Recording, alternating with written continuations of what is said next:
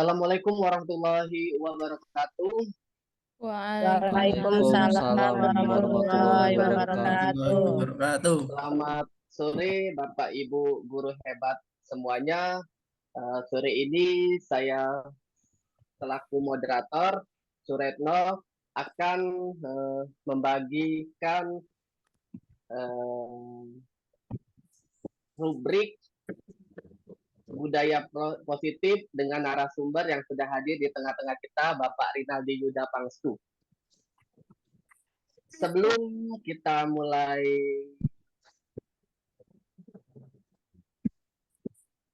seminar kegiatan ini, saya akan mencoba pantun sedikit. Makan daging kambing gulai. Tolong mikrofonnya dihidupkan sambil minum kopi bakara. Dengan pula acara dimulai, saya berpantun untuk buka acara. Silakan. Selama 1 jam ini saya akan moderator seminar ini.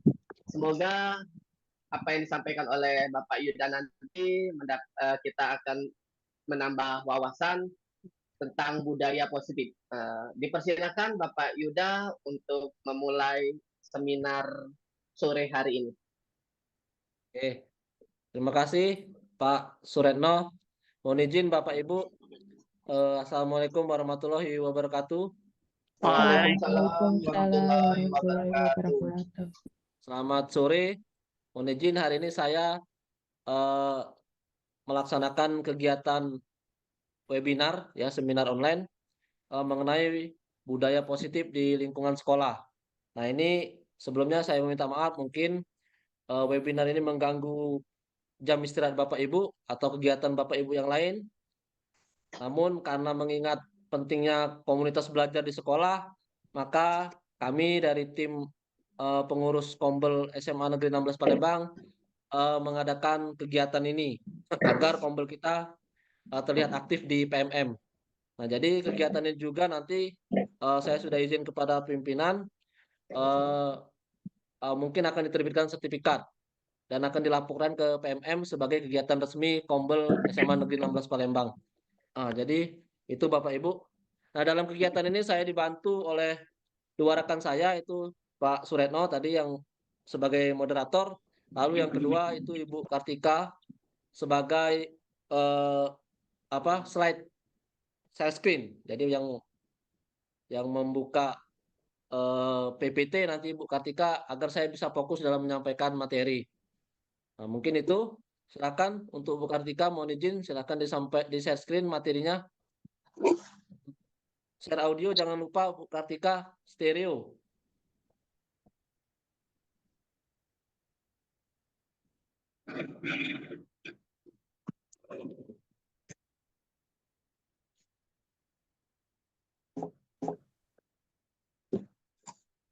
Yang bawah jangan dicentang Bu Kartika, yang video klip.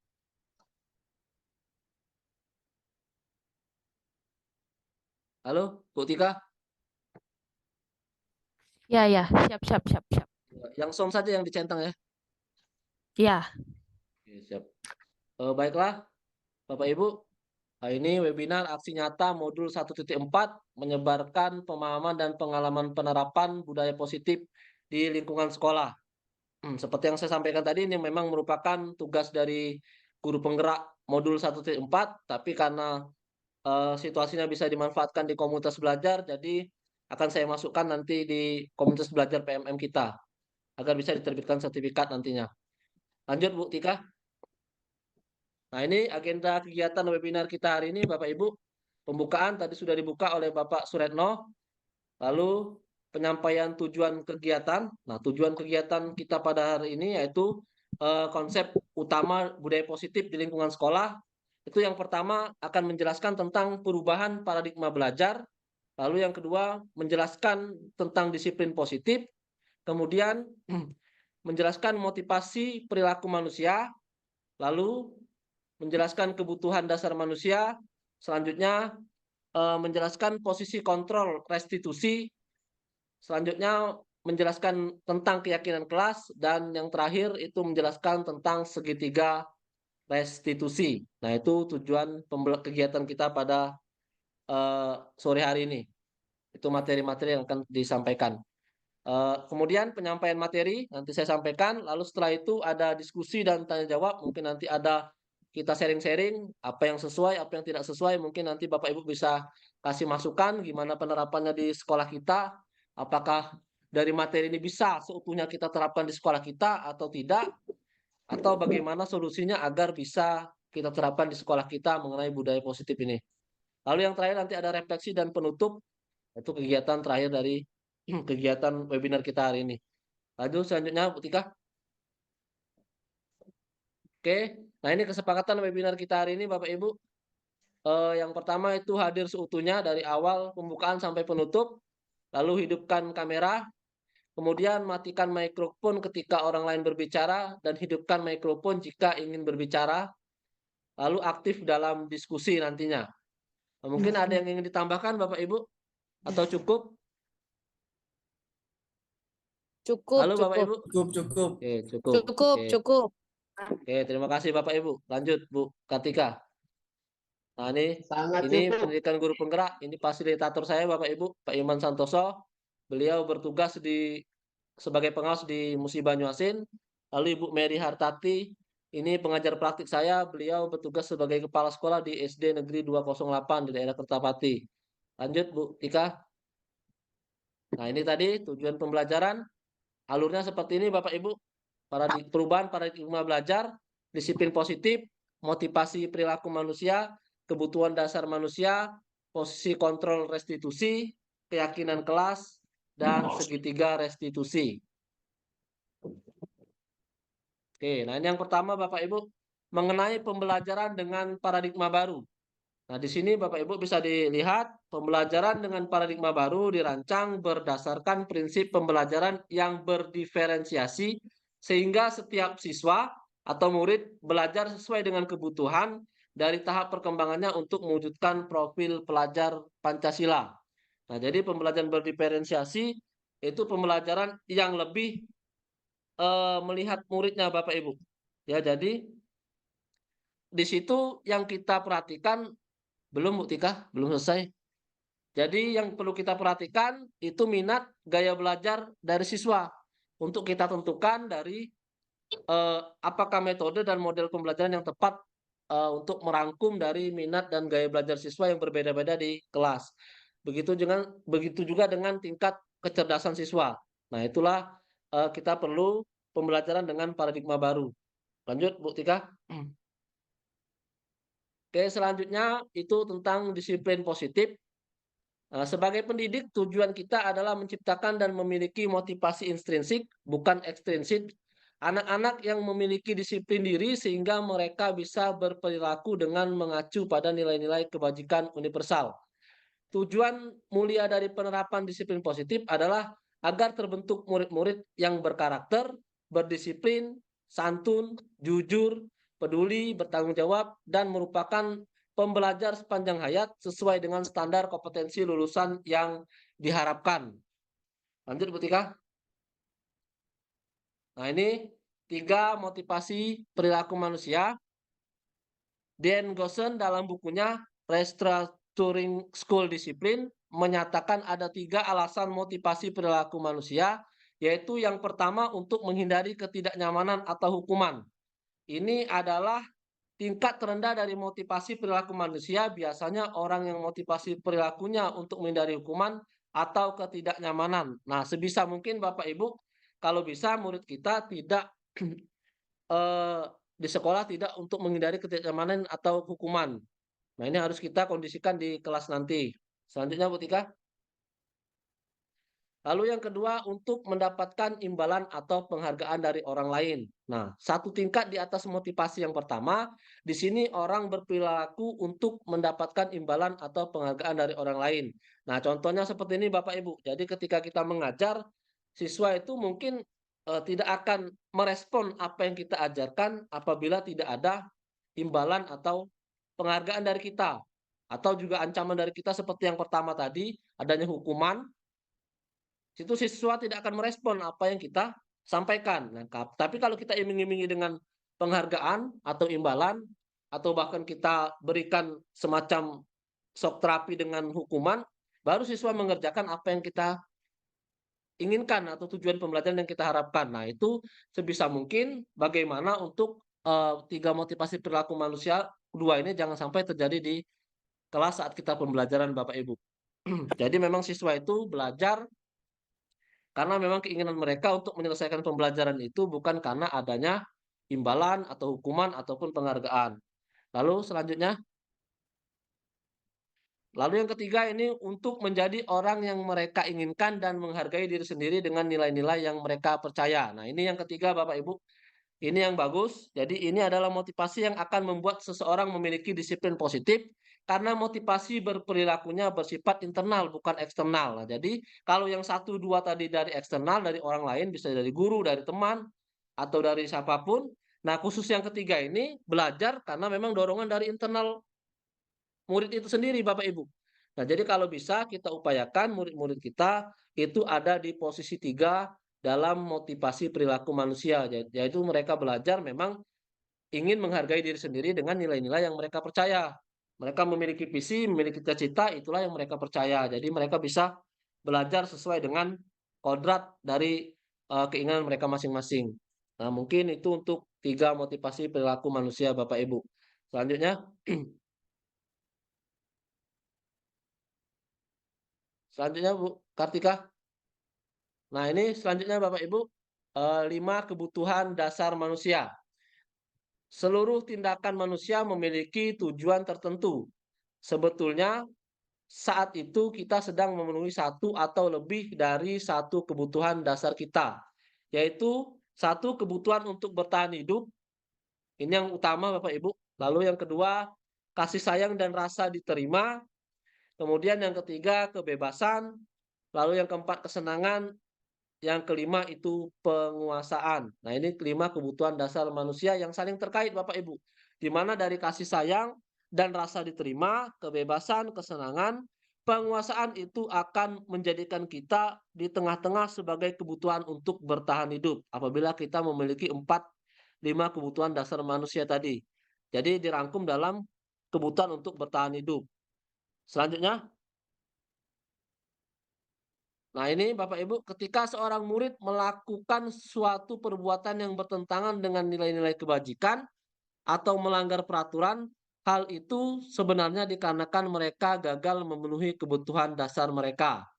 Selanjutnya, nah yang pertama kebutuhan bertahan hidup, Bapak Ibu. Nah di sini kebutuhan bertahan hidup, survival adalah kebutuhan yang bersifat fisiologis untuk bertahan hidup, misalnya kesehatan, rumah, dan makanan, kebutuhan biologis sebagai bagian dari proses reproduksi termasuk kebutuhan untuk tetap bertahan hidup. Nah, ini kebutuhan bertahan hidup Bapak Ibu. Nah, jadi kesehatan, rumah, makanan, maupun secara biologis, nah ini akan menjadikan kebutuhan bertahan hidup dari setiap manusia. Oke, selanjutnya Bu Kartika. Oke, ini kasih sayang dan rasa ingin diterima atau kebutuhan untuk diterima. Nah, kebutuhan untuk disayangi dan diterima meliputi kebutuhan akan hubungan dan koneksi sosial, kebutuhan untuk memberi dan menerima kasih sayang, dan kebutuhan untuk merasa menjadi bagian dari suatu kelompok. Kebutuhan ini juga meliputi keinginan untuk tetap terhubung dengan orang lain seperti teman, keluarga, pasangan hidup, maupun teman kerja. Nah ini, jadi murid, jangankan murid, kita sebagai seorang guru atau tenaga pendidik di sekolah, kita perlu yang namanya rasa diterima, apalagi murid. Nah jadi ini lebih berkaitan kepada eh, perpeloncoan lah kalau di kelas. Jadi siswa itu tidak boleh saling mengejek, saling menghina, tapi memang mereka harus menerima satu sama lain agar situasi di kelas itu bisa memenuhi saat dalam kegiatan pembelajaran Bapak Ibu. Oke, selanjutnya. Lalu penguasaan, kebutuhan pengakuan atas kemampuan. Kebutuhan ini berhubungan dengan kekuatan untuk mencapai sesuatu menjadi kompeten, menjadi terampil, diakui atas prestasi dan keterampilan kita, didengarkan dan memiliki rasa harga diri. Nah, ini Bapak Ibu. Nah, kita sebagai tenaga pendidik maupun eh, ataupun guru, ya, ketika kita mampu menyelesaikan tugas yang dibebankan pimpinan kepada kita, kita juga eh, memiliki yang namanya rasa ingin ada pengakuan. Nah, ini ketika kita mencapai kompetensi yang kita lakukan, kita memerlukan itu. Itu tidak perlu harus dalam bentuk reward atau apapun itu, bisa dalam bentuk pujian dan atau semacam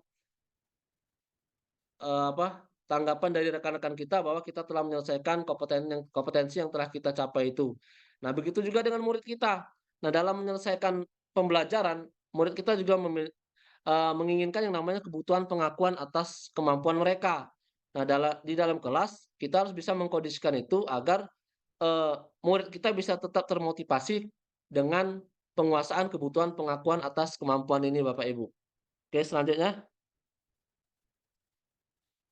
Lalu yang selanjutnya itu kebebasan kebutuhan akan pilihan. Nah, ini Bapak Ibu penting juga. Anak-anak dengan kebutuhan kebebasan yang tinggi menginginkan pilihan. Mereka perlu banyak bergerak, suka mencoba-coba, tidak terlalu terpengaruh orang lain dan senang mencoba hal baru dan menarik. Nah, ini yang perlu kita garis bawahi Bapak Ibu, bahwa anak-anak dengan kebutuhan kebebasan yang tinggi. Nah, jadi anak-anak yang kebebasan yang rendah juga harus memiliki yang namanya pilihan, Bapak Ibu.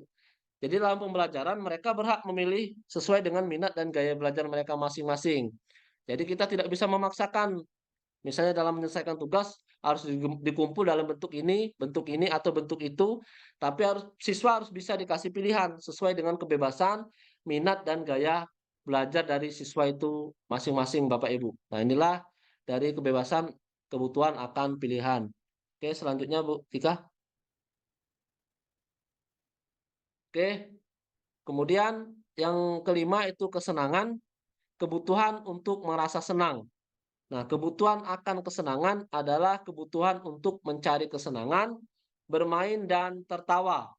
Bayangkan hidup tanpa kenikmatan apapun betapa menyedihkan. Anak-anak dengan kebutuhan dasar kesenangan yang tinggi biasanya ingin menikmati apa yang dilakukan.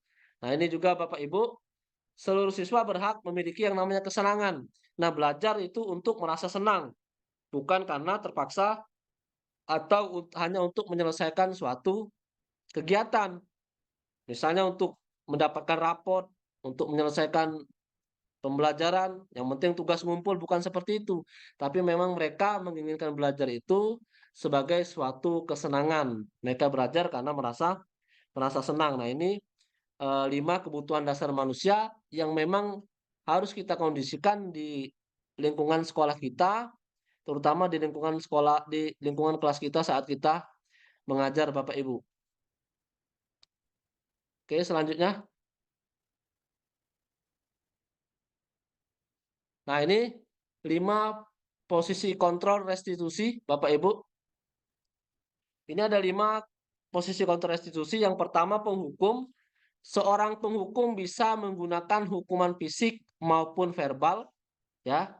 Lalu pembuat merasa bersalah, pada posisi ini biasanya guru akan bersuara lebih lembut. Pembuat rasa bersalah akan menggunakan keheningan yang membuat orang lain merasa tidak nyaman, bersalah atau rendah diri. Lalu teman, guru pada posisi ini tidak akan menyakiti murid, namun akan tetap berupaya mengontrol murid melalui persuasi. Lalu sebagai pemantau, memantau berarti mengawasi. Pada saat kita mengawasi, kita bertanggung jawab atas perilaku orang-orang yang kita awasi, yaitu murid itu sendiri. Lalu yang terakhir sebagai manajer. Nah, ini yang paling penting, posisi di mana guru berbuat sesuatu bersama dengan murid, mempersilahkan murid mempertanggungjawabkan perilakunya, mendukung murid agar dapat menemukan solusi atas permasalahannya sendiri. Nah, itu Bapak Ibu. Lanjutnya. Selanjutnya Bu Tika.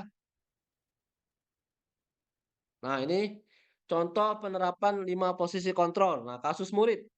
Arta yang terlambat hadir di sekolah.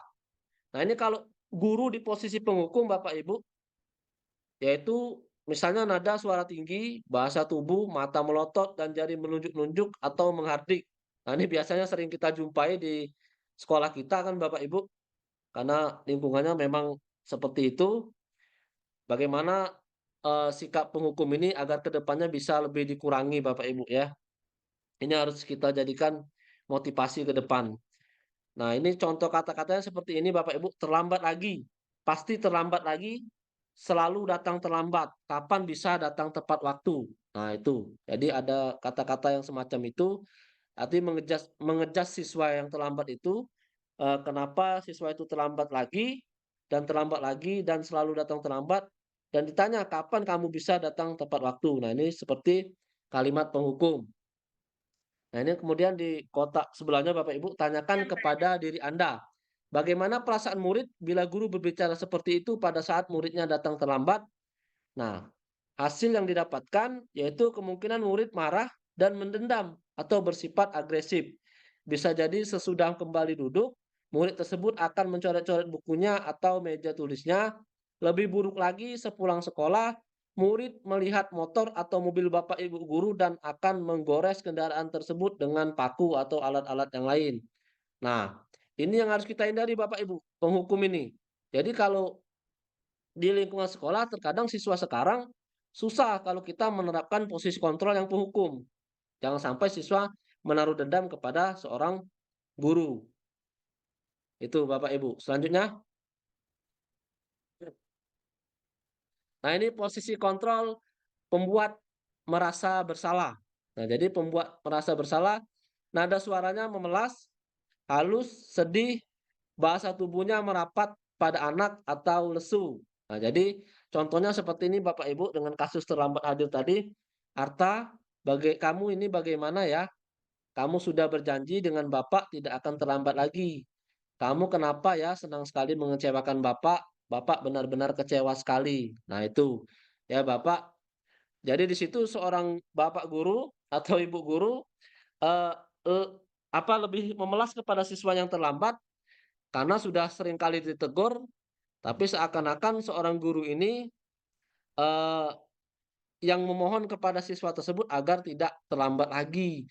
Nah, jadi membuat siswa tersebut merasa bersalah, Bapak Ibu.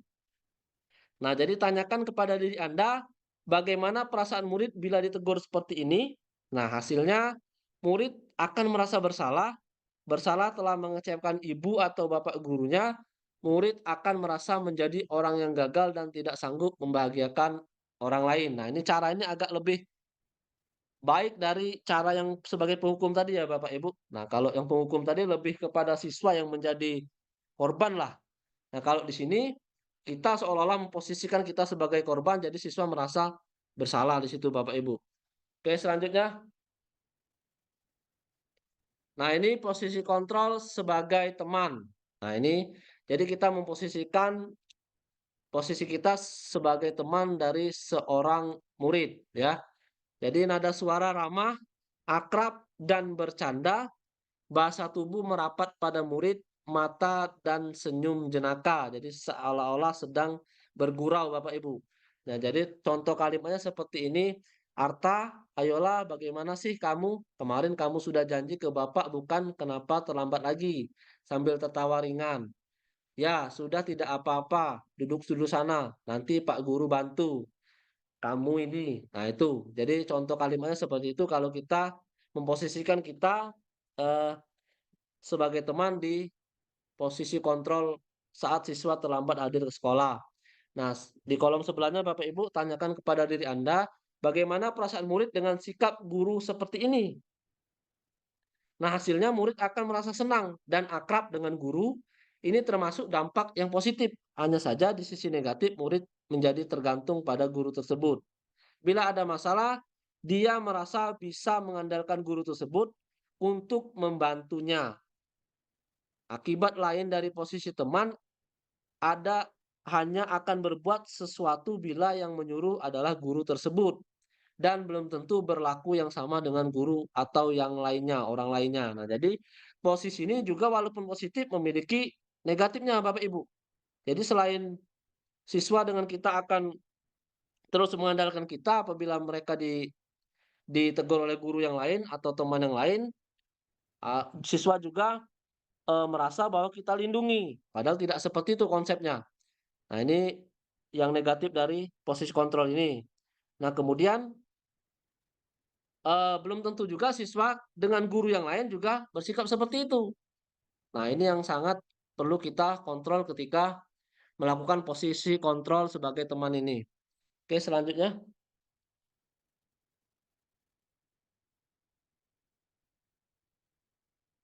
Nah, ini kasus murid yang tadi masih sama, terlambat hadir ke sekolah. Posisi kontrol sebagai pemantau, Bapak Ibu. Nah, jadi nada suaranya datar, bahasa tubuh yang lebih formal. Saya guru, Arta, tahukah kamu jam berapa kita memulai pelajaran atau masuk sekolah, Bapak Ibu? Arta menjawab, tahu Pak. Lalu guru bertanya lagi, kamu terlambat 15 menit, apakah kamu sudah mengerti konsekuensi yang harus dilakukan bila terlambat? Arta kemudian menjawab lagi, paham Pak, saya harus tinggal kelas pada jam istirahat nanti dan mengerjakan tugas ketertinggalan saya. Guru menjawab lagi, ya benar, nanti pada saat jam istirahat kamu harus tinggal di kelas untuk menyelesaikan tugas yang tertinggal tadi. Bapak tunggu. Nah, itu contoh kita sebagai posisi pemantau. Jadi siswa sudah tahu harus apa yang mereka lakukan ketika mereka melanggar peraturan sekolah dengan terlambat hadir di sekolah. Nah, bagaimana perasaan murid diperlakukan seperti ini, Bapak Ibu? Nah, hasil yang ditemukan, murid memahami konsekuensi yang harus dijalankan karena telah melanggar salah satu peraturan sekolah. Guru tidak menunjukkan suatu emosi yang berlebihan, menjadi marah atau membuat mereka berbuat salah. Murid tetap dibuat tidak nyaman, yaitu dengan harus tinggal kelas pada waktu jam istirahat dengan mengerjakan tugas. Guru tetap harus memantau murid pada saat mengerjakan tugas di jam istirahat karena murid tidak bisa ditinggal seorang diri. Nah, itu posisi kita sebagai pemantau. Jadi siswa sudah tahu harus berbuat apa dan kita harus tetap memantau bagaimana siswa itu bertanggung jawab untuk eh, menyelesaikan tanggung jawab dia ketika dia datang terlambat ke sekolah. Oke, selanjutnya. Nah, ini posisi kontrol sebagai seorang manajer. Nah, ini guru sebagai seorang manajer, Bapak Ibu. Nah, ini nada suara halus, bahasa tubuh tidak kaku, mendekat ke murid. Nah, contohnya seperti ini, Bapak Ibu. Guru berbicara, Arta, Arta, apakah kamu mengetahui jam berapa sekolah dimulai? Lalu Arta menjawab, tahu Pak, jam 7. Lalu guru kemudian bertanya lagi, ya, jadi kamu terlambat. Kira-kira bagaimana kamu akan memperbaiki masalah ini? Lalu Arta menjawab, saya bisa menanyakan teman saya Pak untuk mengejar tugas yang tertinggal. Lalu guru menjawab kembali, baik, itu bisa dilakukan. Apakah besok akan ada masalah untuk kamu agar bisa hadir tepat waktu ke sekolah? Arta kemudian menjawab, tidak Pak, saya bisa hadir tepat waktu. Lalu guru menjawab lagi, baik, saya hargai usahamu untuk memperbaiki diri. Nah, sebagai manajer ini Bapak Ibu posisi kontrol yang sangat baik. Karena kenapa? Karena kita ketika menerapkan ini kita mengharuskan siswa untuk berpikir sendiri solusi dari konsekuensi yang mereka terima ketika datang terlambat, kemudian solusi ke depan agar mereka tidak melakukan kesalahan yang sama lagi. Nah, itu. Lalu di sini bagaimana perasaan murid diperlakukan seperti ini? Pada posisi manajer, maka suara guru sebaiknya tulus, tidak perlu marah, tidak perlu meninggikan suara, apalagi menunjuk-nunjuk jari ke murid, berkacak pinggang atau bersikap seolah-olah menyesal, tampak sedih sekali akan perbuatan murid ataupun bersenda gurau menempatkan diri sebagai teman murid. Nah, jadi di sini posisi manajer kita harus bersikap bagaimana kita bisa mengontrol diri kita sebagai posisi sebagai manajer Bapak Ibu. Lalu yang kedua, fokus ada pada murid bukan membahagiakan guru atau orang tua. Murid sudah mengetahui adanya suatu masalah dan sesuatu perlu terjadi bila guru mengambil posisi pemantau. Guru akan melihat apa konsekuensinya, apa peraturannya. Namun pada posisi manajer, guru akan mengembalikan tanggung jawab pada murid untuk mencari jalan keluar permasalahannya, tentu dengan bimbingan guru. Nah, itu tadi Bapak Ibu. Ketika di posisi manajer, tugas kita hanya mengarahkan bagaimana setiap apa yang kita sampaikan membuat murid untuk berpikir bagaimana mereka bisa menemukan solusi dari permasalahan yang mereka alami atau yang mereka lakukan. Nah, jadi ini posisi kontrol kita sebagai seorang pendidik, yang paling baik itu ya yang nomor 5 yaitu sebagai manajer Bapak Ibu. Oke, selanjutnya. Nah, ini keyakinan kelas Bapak Ibu. Sebentar Bapak Ibu, saya minum dulu Bapak Ibu.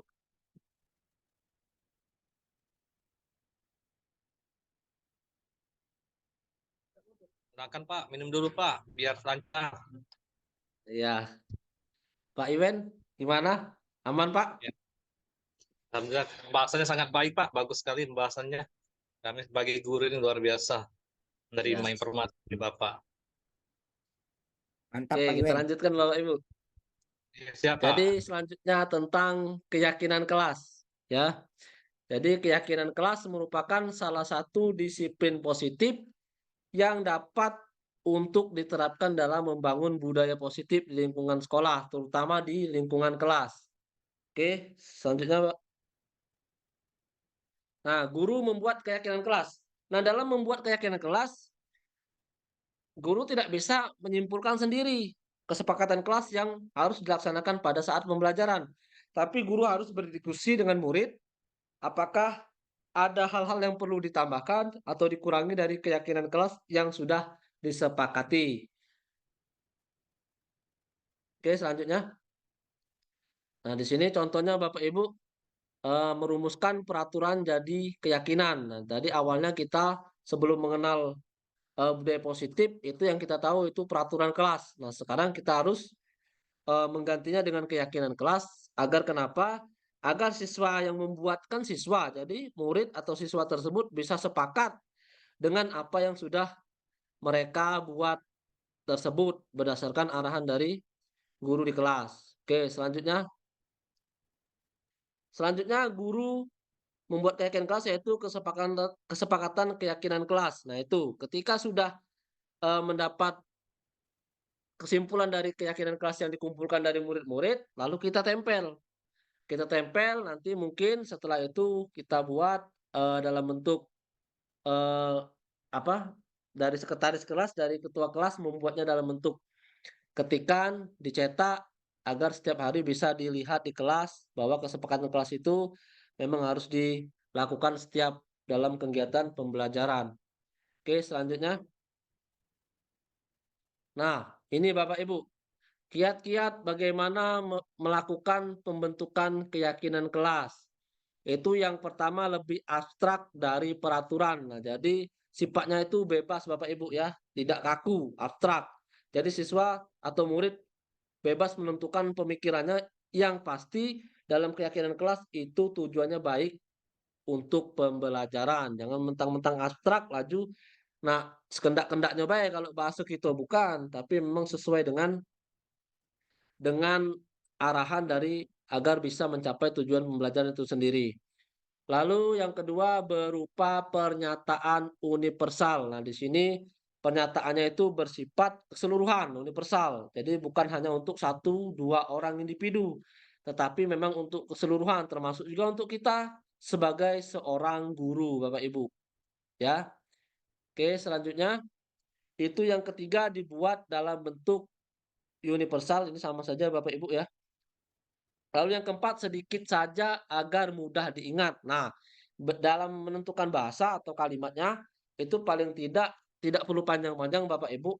Yang penting siswa bisa memahami bahwa misalnya tidak ribut di kelas. Nah, itu kan siswa sudah bisa memahami. Jadi intinya tidak boleh ribut. kalau lagi kegiatan belajar, kecuali dalam kegiatan diskusi ya Bapak Ibu. Nah itu. Kemudian yang kelima, sesuai dengan kondisi kelas dan sekolah. Nah jadi di sini misalnya di kelas itu kan tidak ada proyektor misalnya, atau tidak ada teknologi lah. Jadi kita jangan buat di situ. Wajib presentasi menggunakan laptop melalui proyektor. Nah itu kan tidak sesuai dengan kondisi kelas atau sekolah. Jadi kita memang harus membuat dengan apa yang ada di kelas atau sekolah itu sendiri, Bapak Ibu. Lalu yang keenam, semua warga kelas dilibatkan dalam membuat keyakinan kelas. Nah, jadi jangan kita sebagai guru langsung menentukan kesepakatan kelas atau keyakinan kelas yang harus dilakukan pada saat itu. Tapi kita harus meminta masukan dari siswa atau murid untuk merumuskan atau membentuk keyakinan kelas itu sendiri agar tercapainya kegiatan pembelajaran yang baik, Bapak Ibu. Oke, selanjutnya. Nah, ini contoh keyakinan kelas, Bapak Ibu. Datang tepat waktu. Nah, jadi setiap pergantian jam tidak terlambat.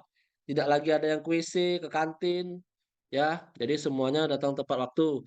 Menjaga kebersihan. Nah, jadi setiap mungkin dalam kegiatan kelompok itu ada kotor-kotor, itu harus segera dibersihkan.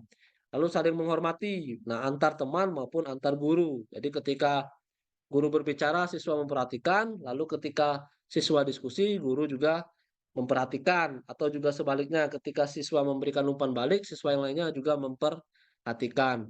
Lalu yang pasti yang terakhir bertanggung jawab. Nah, bertanggung jawab di sini contohnya harus menyelesaikan pembelajaran sesuai dengan tujuan yang diharapkan, sesuai dengan minat dan gaya belajar dari siswa itu sendiri. Oke, selanjutnya. Nah, ini Bapak Ibu tentang konsep disiplin pendekatan restitusi, sebuah cara menanamkan disiplin positif. Nah, di sini Bapak Ibu perlu saya jelaskan dulu. Restitusi adalah proses menciptakan kondisi bagi murid untuk memperbaiki kesalahan mereka sehingga mereka bisa kembali pada kelompok mereka dengan karakter yang lebih kuat. Unsur restitusi di sini bukan menebus kesalahan mereka, tetapi memperbaiki hubungan, tawaran bukan paksaan, fokus pada karakter bukan tindakan. Nah, jadi restitusi di sini Bapak Ibu mengharapkan siswa ketika melanggar mungkin keyakinan kelas, kesepakatan kelas maupun peraturan sekolah itu tidak serta-merta harus kita berikan hukuman. Nah, jadi dengan restitusi ini kita akan menemukan solusi bagaimana siswa itu tidak mengulangi lagi kesalahan dan siswa tersebut bisa memahami konsekuensi dari kesalahan yang mereka perbuat atau yang mereka lakukan, Bapak Ibu. Oke, lanjut. Nah, ini dalam melakukan restitusi ini ada yang disebut segitiga restitusi. Silakan dilanjut, Bu Tika. Nah, sini. Segitiga restitusi merupakan suatu proses dialog yang dijalankan guru atau orang tua agar dapat menghasilkan murid yang mandiri dan bertanggung jawab. Nah, ini ada tahapannya Bapak Ibu. Segitiga restitusi yang akan dilakukan dalam menyelesaikan permasalahan dari seorang siswa atau murid. Lanjut. Nah, ini Bapak Ibu. Langkah yang pertama yang harus dilakukan itu validasi tindakan yang salah. Nah,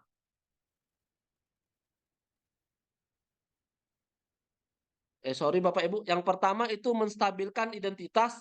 Jadi langkah pertama pada bagian dasar segitiga adalah menstabilkan identitas. Jika anak berbuat salah, maka ada kebutuhan dasar mereka yang tidak terpenuhi. Bagian dasar segitiga restitusi memiliki tujuan untuk merubah orang yang gagal karena telah berbuat kesalahan menjadi orang yang sukses. Nah, jadi kita stabilkan dulu identitasnya, Bapak Ibu. Jadi, misalnya tadi contoh siswa terlambat, nah kita stabilkan dulu agar siswa itu memahami bahwa mereka telah melakukan tindakan yang salah dengan terlambat datang ke sekolah. Nah, itu kita memastikan dulu mereka sadar, Bapak Ibu. Jangan ketika kita tanya, kenapa kamu terlambat? Nah, mereka menjawab, saya tidak tahu Pak. Saya tidak terlambat, saya tidak merasa terlambat, Pak, karena gurunya saya belum ada di kelas. Nah, bukan seperti itu Bapak Ibu. Jadi kita perlu menstabilkan identitas agar siswa tersebut menyadari bahwa mereka telah melakukan yang namanya kesalahan. Lalu yang kedua, kita perlu melakukan validasi tindakan yang salah. Nah, langkah yang kedua adalah memvalidasi tindakan yang salah. Konsep langkah kedua adalah kita harus memahami kebutuhan dasar yang mendasari tindakan anak dalam berbuat kesalahan. Nah, ini Bapak Ibu. Lalu dari setelah menstabilkan identitas, kita validasi tindakan yang salah. Kita setelah siswa sadar bahwa mereka melakukan kesalahan, lalu kita membuat validasi bahwa kita memposisikan posisi kita sebagai mereka. Bahwa ketika siswanya datang terlambat karena kesiangan, ya kita bisa menjawab, lah Bapak juga mungkin akan datang kesiangan apabila bangunnya kesiangan. Jadi kita bisa mengontrol di validasi tindakan yang salah Bapak Ibu. Jadi kita jangan seakan-akan membuat siswa tersebut terpojokkan, tapi kita juga memposisikan posisi kita bagaimana ketika posisi kita sebagai murid tersebut Bapak Ibu. Lalu selanjutnya menanyakan keyakinan. Nah, ini yang terakhir Bapak Ibu, langkah ketiga yaitu menanyakan keyakinan. Teori kontrol menyatakan bahwa kita pada dasarnya termotivasi secara internal ketika langkah 1 dan langkah 2 sukses dilakukan. Nah, tadi Bapak Ibu, ketika kita mampu membuat siswa itu menyadari kesalahannya, lalu kita memposisikan posisi kita sebagai posisi mereka, mereka juga menyadari di validasi tindakan yang salah, keyakinan kelas apa yang telah mereka langgar atau keyakinan sekolah apa yang mereka langgar, baru kita menanyakan keyakinan di akhir agar teori kontrol bahwa kita pada dasarnya termotivasi secara internal ketika langkah 1 dan langkah 2 sukses dilakukan, maka anak akan siap untuk dihubungkan dengan nilai-nilai yang dia percaya dan berpindah menjadi orang yang dia inginkan. Nah, jadi kita tanya, mereka sadar atau tidak mereka telah melanggar keyakinan kelas yang mana. Dari situ, dari ketiga hal ini, kalau mereka sudah menyadari, maka kita akan mengarahkan mereka bagaimana ke depannya agar mereka tidak melakukan lagi tindakan yang salah dengan melanggar keyakinan kelas atau melanggar peraturan sekolah. Nah, itu Bapak Ibu. Jadi 3 ini perlu kita lakukan sebenarnya di budaya positif sekolah. Jadi bukan siswa datang langsung semata-mata kita hukum atau kita beri sanksi. Nah, tidak seperti itu Bapak Ibu. Jadi kalau kita sudah menerapkan segitiga restitusi, maka siswa tersebut bagaimana kita arahkan agar mereka ke depannya bisa tidak melakukan kesalahan lagi, menyadari konsekuensi yang mereka lakukan, dan mereka bisa lebih baik lagi ke depan untuk tidak melakukan pelanggaran yang sama. Nah, itu Bapak Ibu. Selanjutnya, nah ini menstabilkan identitas berdasarkan prinsip membuat kesalahan adalah bagian dari proses pembelajaran. Lalu yang kedua, menggeser identitas gagal ke identitas sukses. Itu tadi Bapak Ibu. Jadi ketika mereka membuat kesalahan, mereka menyadari dan mereka akan merubah dari yang tadinya gagal menjadi sukses. Oke, selanjutnya validasi tindakan yang salah di sini berdasarkan prinsip setiap perilaku berupaya memenuhi suatu kebutuhan tertentu. Guru akan bergeser dari pemikiran stimulus respon menjadi proaktif. Menggali dan mengakui kebutuhan murid akan memperbaiki hubungan dengan murid. Nah, itu tadi Bapak Ibu. Validasi tindakan yang salah. Siswa menyadari kesalahan mereka dan kita juga memposisikan posisi kita sebagai mereka dan apa yang akan dilakukan ke depannya agar bisa lebih baik lagi. Selanjutnya, lalu yang terakhir menanyakan keyakinan kelas. Di sini murid akan diberi pertanyaan-pertanyaan bermakna untuk memunculkan motivasi secara intrinsik, lalu mampu mengaitkan keyakinan dengan tindakan yang salah. Nah, ini motivasi intrinsik. Siswa dari dalam diri memahami apa yang harus mereka lakukan dengan arahan kita melalui pertanyaan-pertanyaan tadi agar mereka ke depannya tidak melakukan lagi kesalahan yang sama dan mereka memiliki solusi dari kesalahan solusi sendiri dari kesalahan yang telah mereka lakukan. Lalu mampu mengaitkan keyakinan dengan tindakan yang salah. Nah, jadi di sini keyakinan kelas apa yang dilanggar kita kaitkan dengan tindakan yang mereka lakukan agar kedepannya mereka bisa lebih baik lagi, Bapak Ibu. Oke, selanjutnya. Nah, ini Bapak Ibu, ini saya sudah lakukan segitiga restitusi. Mungkin di sini belum sempurna Bapak Ibu karena saya juga di sini masih belajar ya dalam menerapkannya. Masih terbawa budaya lama. Ketika siswa melakukan kesalahan langsung ditegur serta-merta. Tapi di sini saya coba melakukan segitiga restitusi bagaimana ketika siswa melakukan kesalahan saya bisa mengontrol sehingga siswa tersebut bisa memiliki solusi atas permasalahan mereka sendiri. Nah, ini contoh kasus satu. Arta sudah seringkali datang terlambat ke sekolah berdasarkan laporan dari guru piket. Suatu hari saat pelajaran Pak Yuda, Arta kembali terlambat masuk kelas. Namun Pak Yuda tetap mempersilahkan Arta duduk di bangkunya dan mengikuti pembelajaran. Lalu Pak Yuda berbicara kepada Arta dan meminta Arta agar menemui Pak Yuda di ruangan setelah jam pelajaran berakhir. Nah, itu saya minta, saya tidak langsung tegur di kelas, saya coba, biasanya saya terus terang Bapak Ibu. Ketika ada yang telat, saya lagi mengajar jam pertama misalnya, biasanya saya langsung, kamu nggak usah masuk. Nah, karena sudah terlambat, ngapain lagi masuk? Nah, seperti itu. Tapi di budaya positif ini dalam guru penggerak kita belajar bagaimana untuk mengontrol itu.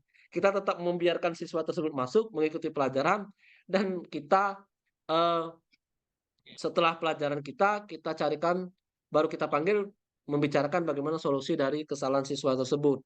Nah, seharusnya seperti itu yang kita lakukan berdasarkan konsep budaya positif ini Bapak Ibu. Ya. Nah, ini videonya Bapak Ibu. Boleh di play Bu Tika.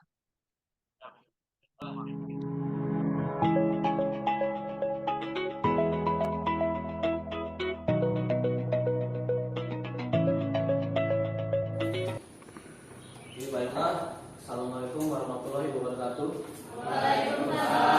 Kedengaran Bapak Ibu suaranya? Selamat pagi. Kedengaran jelas. Oke, syukurlah kalau semua dalam keadaan baik. Berarti siap. Bu Tika, kok di saya nggak kedengeran ya? Nah, jadi pertemuan kita hari ini mata pelajaran baru kedengaran. yaitu mempelajari tentang aliran-aliran dari seni rupa. Nah, sebelum masuk ke materi itu, masih ingatkah kalian materi pada minggu yang lalu tentang ya? Maaf ya Pak, saya telat. Soalnya tadi saya tutup busnya. Oke, silakan dulu. Makasih Pak.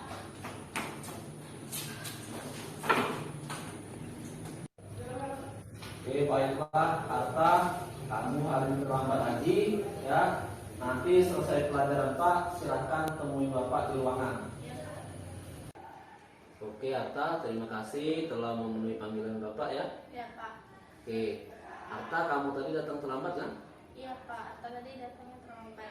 Nah, itu ya. Seingatan kamu nih, selain pelajaran Bapak, sudah berapa kali kamu terlambat? Seingat Arta sekitar 5 kali Pak atas sudah terlambat. Oh, 5 kali ya. Iya. Terlambat itu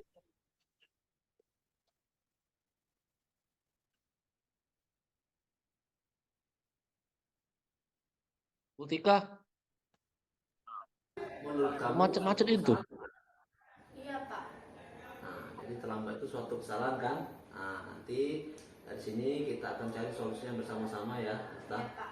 Oke. Ketika terlambat pasti Arta memiliki alasan. Iya Pak, Arta ada alasannya tadi Arta terlambat karena Arta menunggu busnya terlalu lama. Terus juga Arta bangunnya agak siang Pak. Oke ya. Seandainya pun Bapak di posisi Arta, pasti Bapak kesiangan. Karena kenapa?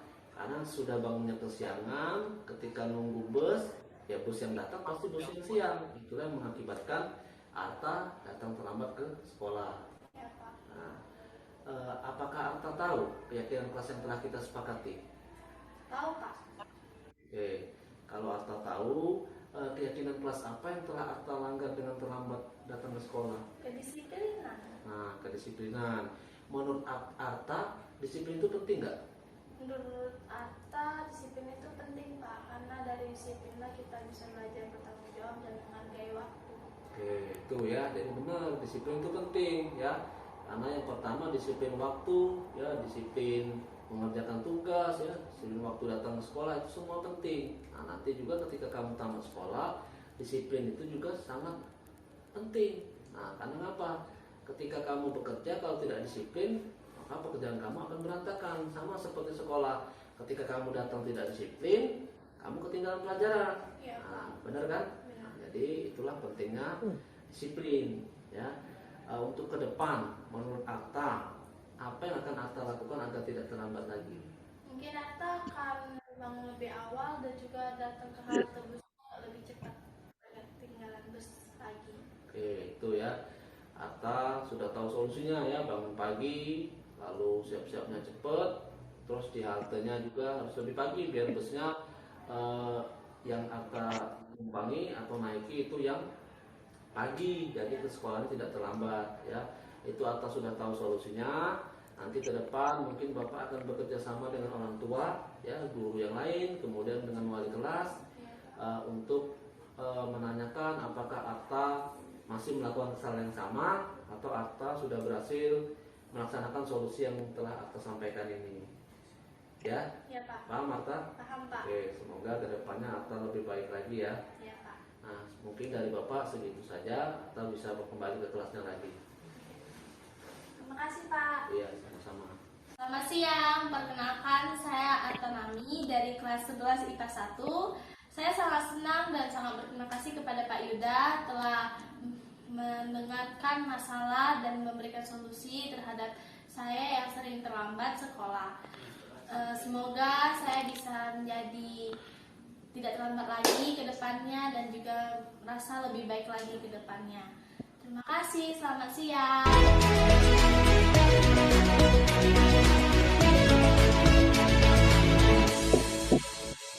Stop dulu Bu Tika.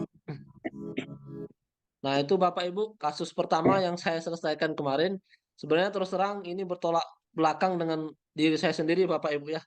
Ketika menerapkan ini karena biasanya saya tidak pernah melakukan ini terus terang. Jadi mau tidak mau saya harus belajar karena sebagai guru penggerak budaya positif harus saya lakukan ya. Nah, di sini saya lakukan segitiga restitusi itu, jadi menstabilkan identitas, lalu validasi tindakan yang salah, kemudian yang terakhir itu siswa mencari solusi sendiri dari permasalahan yang mereka lakukan itu ya. Jadi Bapak Ibu bisa perhatikan, saya tanya kenapa terlambat, siswa sudah menyadari. Lalu selanjutnya siswa juga saya memposisikan juga ketika saya di posisi siswa pasti saya juga terlambat ketika bangunnya kesiangan. Lalu terakhir saya arahkan ke pertanyaan-pertanyaan sehingga siswa bisa menemukan solusi dari permasalahan dia agar ke depan dia tidak terlambat lagi. Nah, ini contoh kasus yang terlambat datang ke sekolah Bapak Ibu. Oke, kemudian selanjutnya. Nah, ini kasus yang kedua Bapak Ibu. Nah, ini kasusnya beda lagi. Jadi berdasarkan laporan, jadi ada dua kasus yang saya lakukan dengan segitiga restitusi Bapak Ibu, yang saya selesaikan dengan segitiga restitusi. Ini kasus yang kedua. Jadi berdasarkan laporan dari guru mata pelajaran lain, Satrio sering mengganggu temannya di kelas. Nah, suatu hari saat pelajaran Pak Yuda, saya sendiri, Satrio ternyata tidak memperhatikan pembelajaran. Satrio justru mengganggu temannya yang bernama Bintang yang sedang fokus dalam pembelajaran. Pak Yuda terus memperhatikan tingkah Satrio dan ternyata Satrio masih saja terus mengganggu Bintang. Artinya, akhirnya Pak Yuda menegur Satrio dan berbicara serta meminta Satrio untuk menemui Pak Yuda di ruangan setelah jam pelajaran berakhir. Nah, ini. Jadi biasanya saya sebelum menerapkan segitiga restitusi, saya langsung tegur Bapak Ibu. Nah, di situ saat menerapkan segitiga restitusi, saya biarkan siswa itu ikut belajar dulu, ya. Kemudian baru selesai pelajaran saya panggil kenapa dia mengganggu temannya saat pelajaran. Nah, ini videonya Bapak Ibu.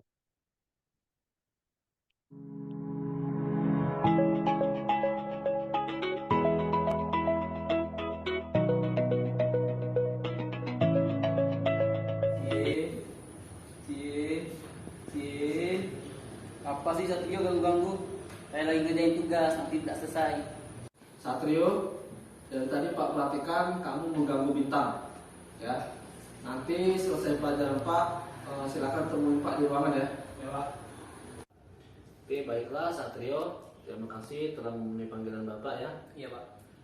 Ini ada beberapa hal yang perlu kita diskusikan terkait pelajaran Bapak tadi. Iya Pak. Nah, tadi Pak perhatikan Satrio mengganggu temannya ya. Iya Pak. Nah, sudah berapa kali Satrio mengganggu teman di pelajaran lain selain pelajaran Bapak? Baru 2 kali Pak. Baru 2 kali. Iya Pak. Oke, menurut Satrio apakah perbuatan itu benar? Tidak Pak. Nah, tidak ya, perbuatan itu tidak benar dan Satrio sudah melakukannya 2 kali. Nah, agar kedepannya tidak dilakukan lagi, makanya Pak panggil ini perlu kita diskusikan, kita cari solusinya bersama-sama. Iya Pak. Oke, lalu kenapa Satrio melakukan itu? Pasti Satrio punya alasannya kan? Iya Pak. Saya hanya iseng saja mengganggu Bintang. Karena Bintang ketika saya tanya mengenai materi pembelajaran, dia tidak mau jawab dan hanya diam saja. Jadi saya isengin dia. Oh gitu. Nah, lalu apakah kamu tidak memperhatikan Bapak saat memberi materi pelajaran tadi sampai harus bertanya kepada Bintang? Memperhatikan Pak, tapi tidak begitu jelas bagi saya. Oh, jadi seperti itu ya. Mungkin kalau Bapak di posisi Satrio mungkin sama yang Bapak lakukan ya, karena ketinggalan materi, bertanya kepada teman, teman tidak meresponnya dengan baik, ya mungkin refleks negatif yang keluar, jadi membuat kita mengganggu teman yang tidak mau memberi jawaban tadi. Iya Pak. Nah, kalau guru mengasih materi pelajaran, tolong Satrio perhatikan kan, gitu kan, agar Satrio tidak perlu lagi bertanya dengan teman karena Satrio sudah paham dan tidak melakukan kebiasaan-kebiasaan yang di luar pelajaran. Iya Pak. Nah, apakah Satrio tahu keyakinan kelas yang telah kita sepakati? Tahu Pak. Nah, menurut Satrio keyakinan kelas apa yang Satrio langgar di sini? Saya menghormati dan menghargai Pak. Nah, saling menghormati dan menghargai sesama teman ya. Iya Pak. Nah, menurut kamu saling menghormati dan menghargai itu apakah penting? Sangat penting Pak. Karena dengan saling menghormati dan menghargai dapat menjaga hubungan pertemanan agar selalu harmonis. Nah, itu ya. Jadi saling menghormati dan menghargai itu penting ya di sekolah maupun di lingkungan masyarakat. Karena kita menghargai teman, guru, kepala sekolah, ya warga sekolah yang lain maupun di masyarakat, orang tua, ya orang lain, itu sangat penting agar kita juga bisa dihargai dan dihormati oleh orang, dan hubungan interaksi kita sesama orang itu berlangsung dengan baik ya. Lalu menurut Satrio bagaimana agar ke depan Satrio itu tidak mengganggu temannya lagi di kelas saat pelajaran? Saya akan lebih memperhatikan saat jam pelajaran dan menghindari kebiasaan yang akan membuat saya tidak fokus saat pembelajaran.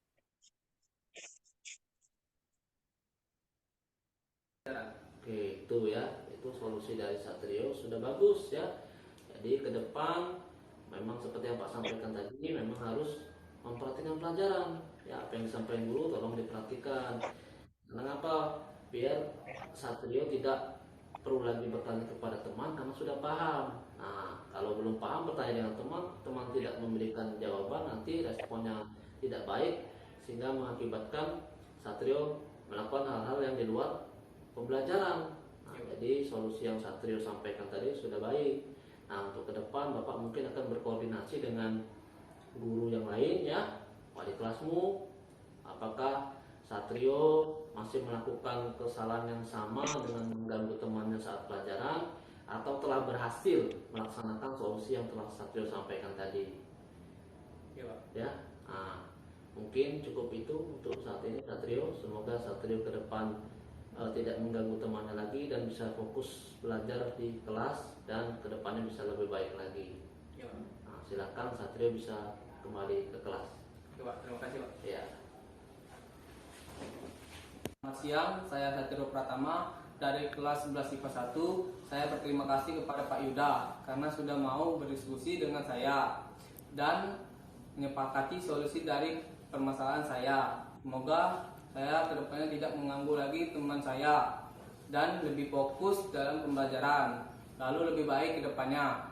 Terima kasih, selamat siang.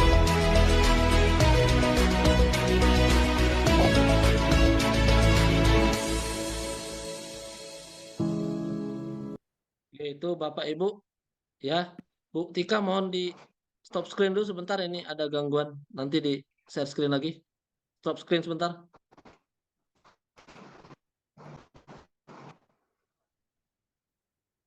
Bu Tika.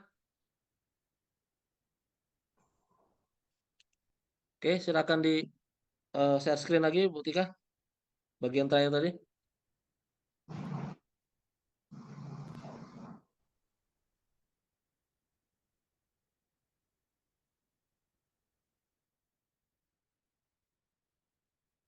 Nah, itu Bapak Ibu ya. Ini kasus yang kedua yang saya selesaikan kemarin. Kasusnya siswa ribut atau mengganggu temannya di kelas. Nah, jadi saya terapkan segitiga restitusi sehingga itulah hasil video dari kasus yang kedua Bapak Ibu. Nah, di situ siswa kedepannya bisa tahu sendiri solusi apa agar kedepannya siswa tersebut tidak mengganggu temannya lagi. Ya. Eh, Selanjutnya Bu Tika.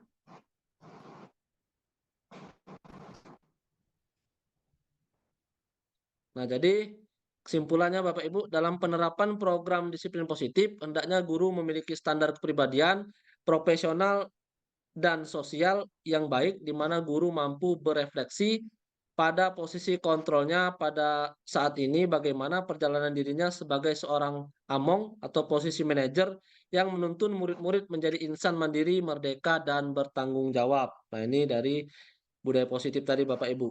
Selanjutnya Bu Tika. Oke, ini Bapak Ibu sudah selesai pemaparan saya. Tolong Bu Tika dikembalikan ke slide yang pertama. Jadi inilah pemaparan saya Bapak Ibu mengenai budaya positif. Ya, tadi ada tujuh hal dalam budaya positif yang barusan saya bahas. Mungkin belum kita terapkan secara baik di sekolah kita, dan agar kedepannya bisa kita terapkan secara baik di sekolah kita nantinya. Mungkin cukup segini presentasi saya pada webinar kali ini. Saya kembalikan lagi ke Pak Suretno sebagai moderator. Oke. Terima kasih narasumber kita sore hari ini yang telah menjelaskan tentang budaya positif. Sangat baik sekali materi yang telah disampaikan. Bagi rekan-rekan peserta webinar sore hari ini, apakah ada ingin bertanya atau memberikan saran, masukan dari budaya positif yang telah disampaikan narasumber kita? Dipersilakan.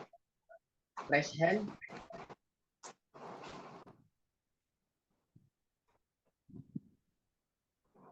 Silakan Bapak Ibu.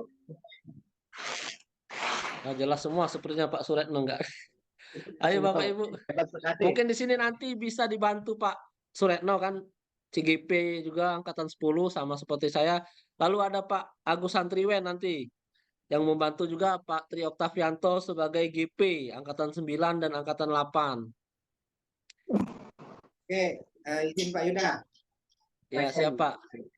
Silakan Pak Tri ingin bertanya mungkin atau saran. Assalamualaikum warahmatullahi wabarakatuh. Waalaikumsalam warahmatullahi wabarakatuh. Terima kasih Pak Yuda tentang pengalaman penerapan budaya positifnya. Menurut saya tentang apa yang dijelaskan Pak Yuda tadi sudah sangat bagus, sudah sangat baik, sudah sangat mantap ya. Sebenarnya di dalam suatu proses pembelajaran benar kata Pak Yuda, ada 5 dasar kebutuhan manusia yang harus dipenuhi Pak ya. Jadi kalau 5 dasar kebutuhan sudah dipenuhi, insya Allah apa namanya itu dalam kehidupan kita akan menang kata Pak Yuda tadi. Tapi di sini Pak, dalam dunia pendidikan kadang-kadang 5 kebutuhan dasar tersebut tidak terpenuhi baik kita maupun siswa kita atau murid kita. Itulah faedah di dalam 5 kebutuhan dasar tersebut. Dalam 5 dasar tersebut ada anak-anaknya itu mungkin di Tika lihat di 5 kebutuhan dasar tadi, slide 5 kebutuhan dasar tadi.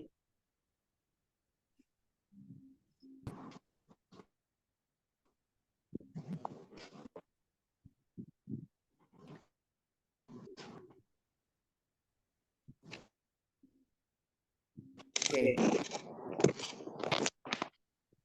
Di situ ada kebutuhan untuk bertahan hidup, kasih sayang, generasi dukungan, kebebasan, kesenangan, untuk penguasaan. Di dalam 5 kebutuhan dasar tersebut sering terjadi di anak-anak kita, di murid-murid kita Pak Yuda ya, anak-anak sering itu mencari perhatian, mungkin di dalam kesenangannya juga kurang.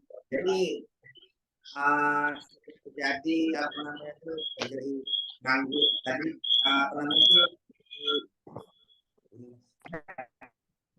di tadi ada sering satrio mengganggu siswanya tersebut, mendorong siswa mungkin di kebutuhan dasarnya di rumah tadi dia mau mencari perhatian karena di rumahnya tadi mungkin perhatian dia kurang dari orang tuanya. Kita kan tidak tahu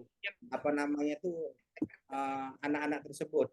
Ada juga terlambat sekolah mungkin anak tersebut di rumah bangun kesiangan karena apa kita kan tidak tahu. Itulah diterapkannya tadi namanya segitiga restitusi di dalam budaya positif Pak Yuda. Jadi kita tidak, kalau selama ini jujur saya juga, bukan Pak Yuda saja, saya juga mungkin guru-guru lain selama ini kalau ada siswa yang mengganggu temannya, ada siswa yang terlambat, mungkin kita langsung spontan, ngapa kamu terlambat? Datang sekolah, datang terlambat terus gitu segala macam. Setelah saya mendengar pembahasan Pak Yuda tadi tentang budaya positif, saya lebih memahami, seharusnya memang seperti ini cara melakukan atau menyelesaikan masalah anak yang terlambat tersebut. Seperti ini cara menyelesaikan anak-anak yang mengganggu temannya di kelas. Jadi 5 kebutuhan dasar ini sering tidak terpenuhi mungkin di dalam kehidupannya sehari-hari maupun di lingkungan keluarganya. Jadi di sekolah tadi dia sering mengganggu temannya, dia mau mencari perhatian terhadap teman-temannya atau gurunya mungkin ya. Jadi penerapan budaya positif itu harus kita laksanakan secara perlahan-lahan, karena untuk menerapkan tersebut mungkin mindset kita atau pola pikir kita harus dirubah dulu dari kita sebagai seorang guru, baru kita bisa menerapkannya ke siswa. Jadi dari saya penjelasan juga sangat mantap, sangat bisa menginspirasi kami untuk lebih baik lagi dalam menerapkan budaya positif ini di dalam pembelajaran di sekolah kita yang akan kita akan terapkan. Mungkin itu aja tambahan dari saya Pak Yuda, bukan sebuah pertanyaan tapi mengacungkan jempol terhadap Pak Yuda karena sudah memberikan materi-materi ini sangat baik dan sangat lugas. Terima kasih Pak Yuda. Wassalamualaikum warahmatullahi wabarakatuh.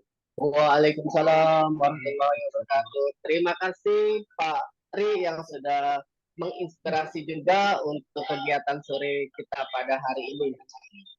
Ada lagi Bapak Ibu yang ingin memberikan pertanyaan atau saran? Dipersilakan, raise hand.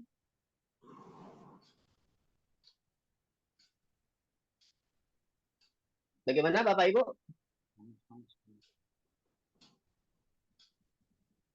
Sepertinya tidak ada. Mungkin silakan Pak Iwen, mungkin Pak Agus Santriwen ingin menambahkan. Assalamualaikum warahmatullahi wabarakatuh. Waalaikumsalam warahmatullahi wabarakatuh. Saya baru on cam, minta maaf Pak Yuda, tadi saya baru on cam, posisi saya tadi mengantar Big Boss dulu. Pembahasan hari ini sangat menarik, sangat bagus, sangat inspiratif untuk semua guru yang dari pembahasan ini mengajarkan bagaimana cara kita menghadapi siswa agar metodenya digunakan dengan cara baik. Ini mungkin sama saya kan sebagai guru BK nih. Jadi guru BK mirip-mirip cara menggunakan metode menghadapi siswanya, yaitu memvalidasi masalah dulu, terus menanyakan keyakinan, dan terakhir yang pertama menstabilkan diri. Yang kedua menanyakan keyakinan dan memvalidasi masalahnya. Baik, untuk yang saya tanyakan Pak juga di sini dari segi tiga institusi, metode yang paling awal untuk membuat siswa tadi untuk bisa menstabilkannya agar siswa tadi mungkin dari bawaan emosi, anggap saja mungkin kasus mereka berkelahi nih. Jadi kita mau stabilkan dulu identitasnya. Menurut Pak Yuda, baiknya dengan cara seperti apa agar kita bisa menstabilkan siswa tadi sehingga kita bisa menanyakan keyakinan pada siswa tadi. Baik, terima kasih Pak Suretno. Assalamualaikum warahmatullahi wabarakatuh. Waalaikumsalam warahmatullahi wabarakatuh. Terima kasih Pak Iwan atas pertanyaannya. Mungkin akan langsung dijawab oleh narasumber kita. Intinya pertanyaan tadi itu bagaimana menstabilkan identitas jika siswa itu berkelahi. Benar. Apa contoh penerapan yang paling awal? Begitu Pak Iwan? Benar Pak. Oke. Silakan narasumber kita Pak Rinaldi Yuda. Oke, baiklah, terima kasih Pak Suretno, Pak Iwan atas pertanyaannya. Jadi kalau kasus yang berkelahi, Pak Iwan, kebetulan saya tidak mengangkat kasus itu ya, karena kemarin yang mengangkat rekan saya yang moderator ya, Pak Suretno. Nah, saya memperhatikan kasus beliau ya. Yang paling utama kita lakukan itu kata-kata yang harus kita keluarkan saat mengumpulkan mereka yang berkelahi itu, Bapak saat ini tidak mencari siapa yang benar, siapa yang salah. Nah, itu untuk menstabilkan identitas dari kedua siswa yang berkelahi. Jadi agar mereka bisa mengontrol emosinya dengan kata-kata itu. Jadi tidak langsung, nah kau ngapu nak sampai bebala, bukan cak itu. Jadi ada kata-kata halus seperti itu ya. Jadi tidak mencari siapa yang benar, siapa yang salah. Lalu baru kita tanyakan duduk perkara dari siswa yang berkelahi itu, apa yang menyebabkan mereka bisa berkelahi. Lalu setelah itu kita lakukan validasi tindakan yang salah sehingga mereka bisa menyadari bahwa perbuatan mereka itu salah, dan kemudian di terakhir kita menanyakan keyakinan kelas apa yang telah mereka langgar, dan lalu kita arahkan melalui pertanyaan-pertanyaan yang bagaimana pertanyaan yang kita arahkan itu atau pembicaraan yang kita arahkan itu membuat mereka memiliki solusi bagaimana mereka bisa berteman kembali, tidak mendam rasa dendam lagi, sehingga bisa mereka menyudahi pertengkaran yang mereka lakukan. Itu kalau berkelahi ya Pak Iwan. Jadi mungkin strateginya seperti itu. Nah, mungkin Pak Suretno bisa menambahkan karena beliau yang mengangkat itu kemarin tentang berkelahi. Kebetulan saya tidak mengangkat itu karena menurut saya belum terlalu menguasai lah. Saya perlu masih pembelajaran untuk mengatasi yang berkelahi. Jadi kasus yang saya angkat itu mengganggu teman dan terlambat datang ke sekolah. Nah, mungkin itu Pak Iwan, Pak Suretno.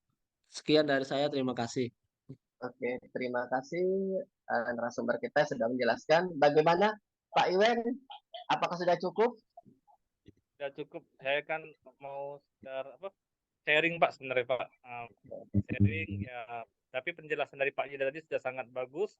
Sudah cukup. Saya sudah bisa memahaminya. Mudah-mudahan metode yang kita gunakan untuk penyelesaian masalah. Contohnya tadi saya kan memberikan contoh yang terakhir tadi bisa berjalan dengan baik. Tidak ada satu pihak kita bela, tapi kita membela dua-duanya dengan cara mendamaikan, bukan memperkeruh suasana. Terima kasih Pak Yuda, Pak Suretno. Oke, mungkin dua pertanyaan dan saran sudah cukup. Eh, waktu sudah menunjukkan 17.15 sekarang. Apakah masih ada atau kita cukupkan sampai sini dulu, kita lanjutkan besok lagi? Bagaimana? Ada ingin Mungkin bertanya? ini Pak Suretno ada yang merefleksi Pak Suretno kegiatan hari ini. Mungkin bisa di stop screen Bu Tika.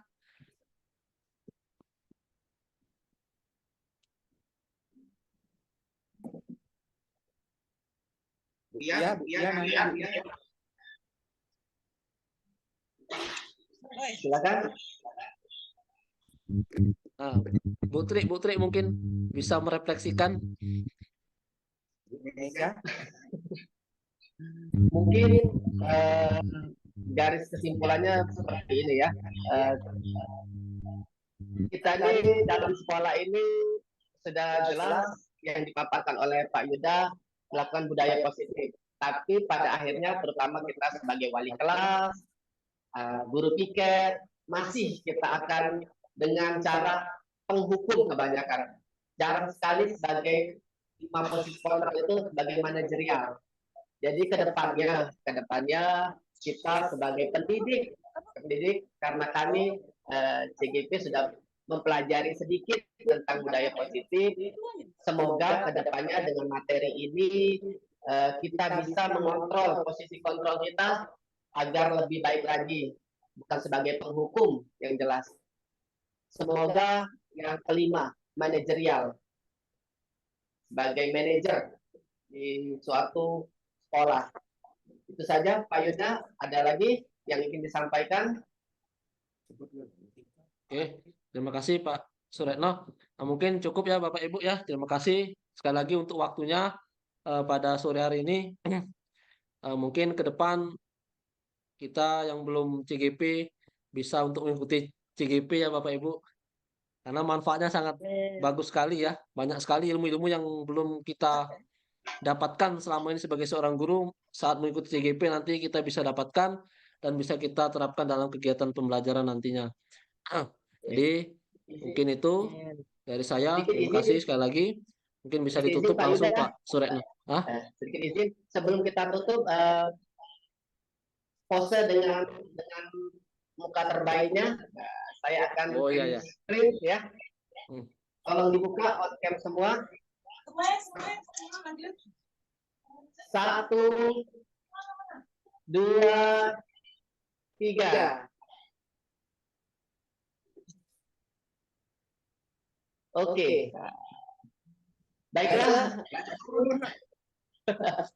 Baiklah, webinar kita sore ini sudah selesai. Saya sebagai moderator, jika ada yang salah mohon dimaafkan.